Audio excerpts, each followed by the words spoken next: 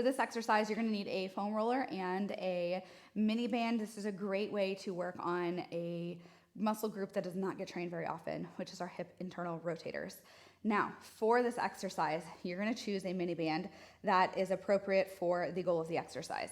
If your goal is range of motion and trying to build stronger end ranges, you want a lighter band and you wanna spend more time out there. If your goal is pure strength and we're really just trying to load them and we're not worried as much about range of motion, then you're gonna want a thicker band.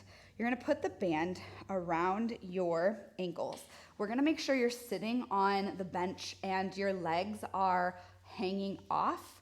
And then you're gonna grab the yoga block or the foam roller, you can use yoga block too, and you're going to squeeze it. Then from there, you are going to just bring your ankles out. A lot of people will notice that as they do this, number one, you will get some cramping in your internal rotators right up here in the front, which a lot of people think are just their hip flexors. That is very common. We want to push through that at a minimum, but we don't want to cause a full-blown cramp. So I usually say we flirt with the edge.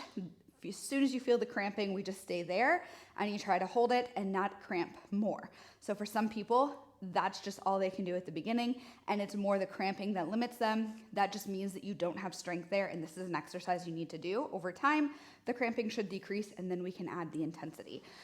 For most people, we are going to either be doing reps where we are really kind of squeezing and getting a burnout, or we might be doing holds at the end, or just the entire exercise as a hold. Depends on what your program says.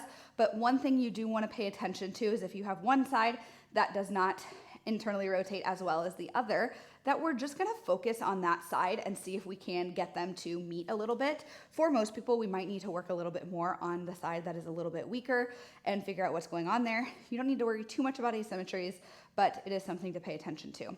You wanna squeeze the yoga block so that we can get more irradiation from the hips, and you're gonna do the exercise as prescribed, just like that. And over time, you should feel that you can go a little bit further, hold for longer, progress with a bigger band, or just have less cramping. And that's how you can build some strength and endurance with your hip rotators.